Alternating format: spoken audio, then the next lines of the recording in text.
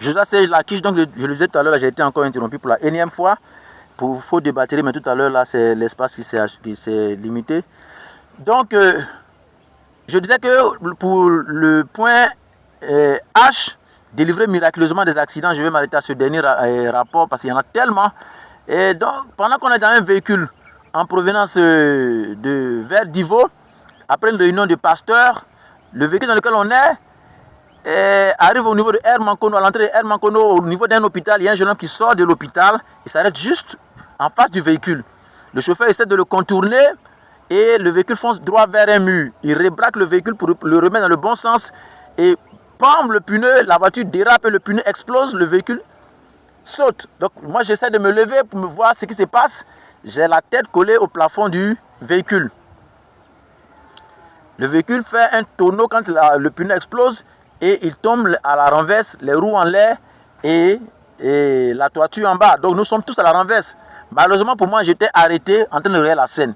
Donc quand il se renverse dans ce mouvement tellement brutal, j'ai la tête carrément au sol. Boum, je suis assommé. Ma tête se fend et je perds connaissance. Quand je reprends connaissance, tout le monde est dehors. Il y a juste une femme qui est derrière moi qui essaie de trouver le chemin. Je me rends compte que je suis à la renverse, je ne sais pas ce qui se passe. Quand je réussis à sortir, je suis ensanglanté. Et je sens la puissance de Dieu tout autour de moi qui m'enveloppe. Je sens la puissance de l'Esprit de Dieu. Le cou est cassé. Mais je suis là miraculeusement pour vous dire qu'il y a un Dieu qui existe et qui est capable du miracle quand nous avons la bonne information, qui nous réforme, nous rétablit à dessein, à volonté, quand Dieu le veut, s'il le veut.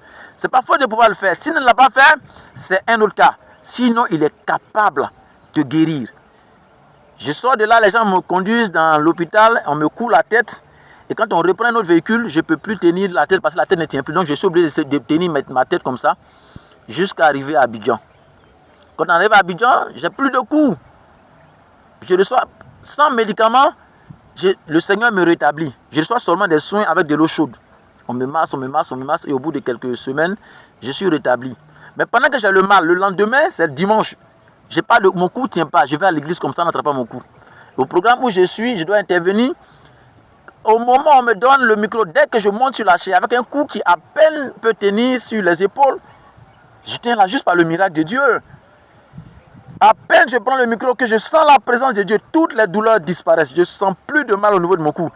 Tout le temps que j'étais à la chaise, jusqu'à ce que je quitte et que je dépose le micro, et que les heures qui suivent après, que je commence à sentir une baisse de certaines présences de Dieu, c'est là que je commence à sentir encore qu'il y a au niveau du cou quelque chose qui cloche.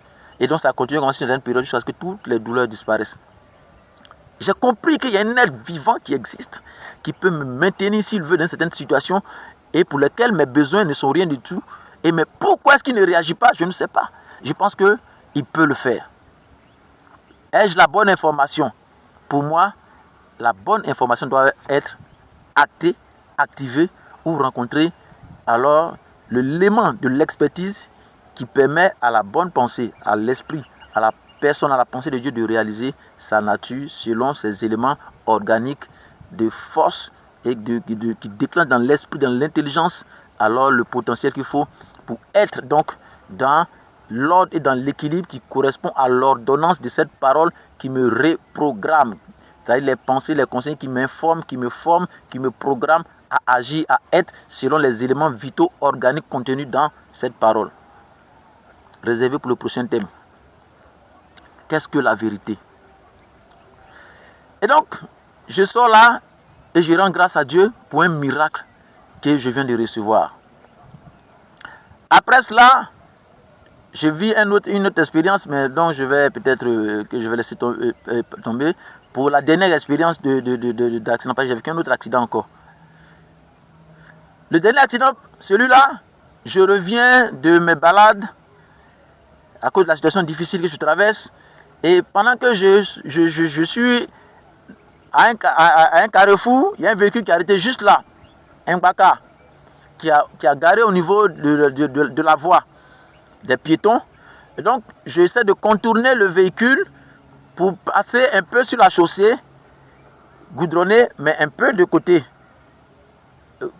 contigu au Gbaka qui est garé. Au même moment, il y a un véhicule qui est garé derrière le Gbaka, qui est un véhicule de tas de ferraille qui ramasse les fers là, qui sort. Donc comme il est en train de sortir, pour moi, il va prendre directement la route, donc moi j'ai de l'espace. Je me rabats donc sur le Gbaka en espérant jusqu'il sort, il va passer. Malheureusement pour moi, il braque son volant et puis il se rabat sur le Gbaka. Je me rends compte que je n'ai plus d'espace. Que faire? En un clin d'œil, j'ai le temps de réfléchir. Est-ce que je dois retourner ou pas? Le temps de comprendre ce qui se passe. Je suis déjà face à face avec le Gbaka. J'ai une seule pensée. Ô Seigneur Jésus, aie pitié de moi, sauve-moi.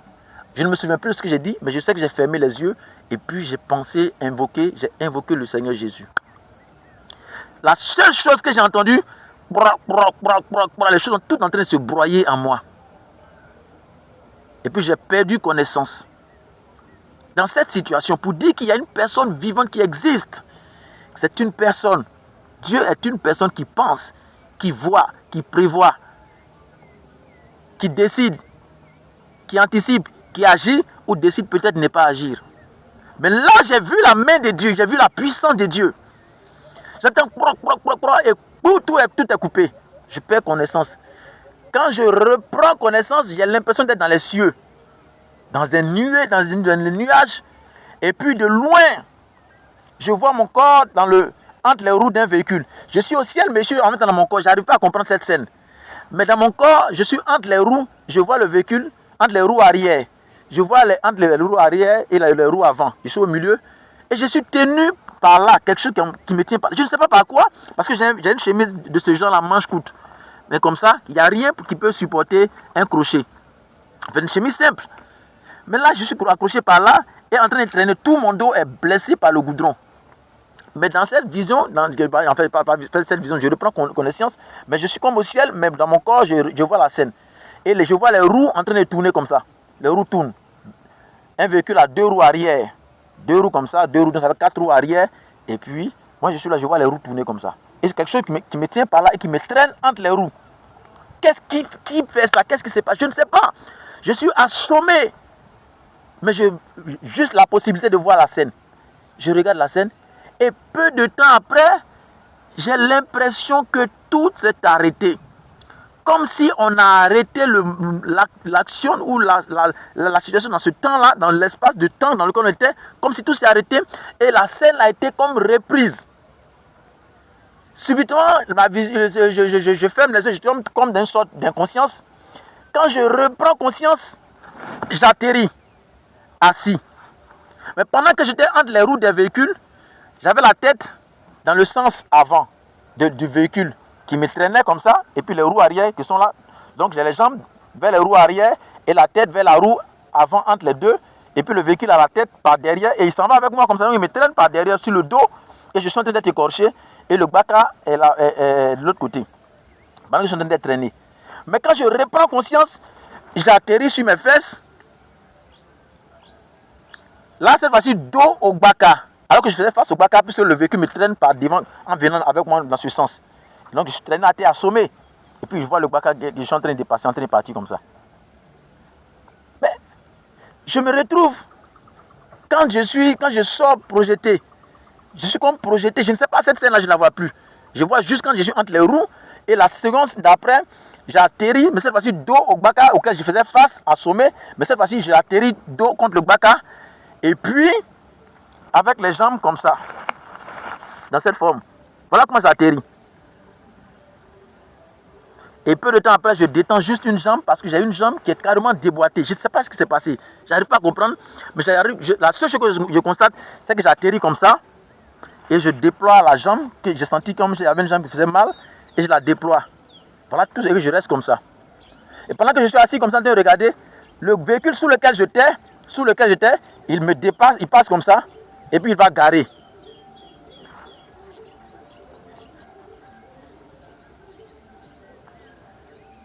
Je viens de voir la puissance de Dieu. Je pourrais me taire là-dessus. J'ai réfléchi. Qu'est-ce qui s'est passé? un miracle vivant. Je venais de voir encore que cette personne parfaite qui est Dieu a opéré une action anormale pour contrarier les lois de cette nature qui s'était imposée à moi, contre laquelle je ne pouvais rien. Moi, en tant que personne, c'était fini, je ne pouvais rien. Là, en ce moment, on parlait de moi au passé. C'était fini. Mais là, qu'est-ce qui s'est passé? Qui est-ce qui m'a enlevé de ce véhicule et m'a fait asseoir en atterrissant, boum, les mains comme ça? Un miracle. Un miracle de Jésus.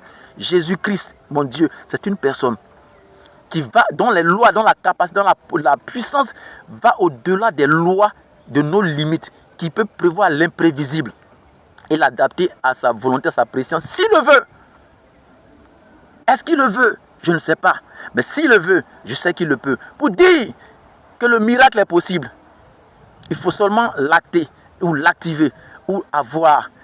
Alors, être au bon endroit où le mouvement de l'eau, où le messager de Dieu, où la personne de Dieu, où la compassion de Dieu veut bien être pour moi ou pour toi une révélation. Car la bonne information, la bonne nouvelle peut contrarier cette loi qui m'handicape.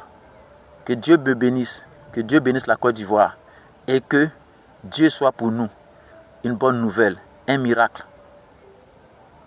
Et que Dieu me permette donc pour très bientôt d'être instruit, de m'instruire, de recevoir connaissance sur les questions de la pensée, de l'idée, de la bénédiction géographique.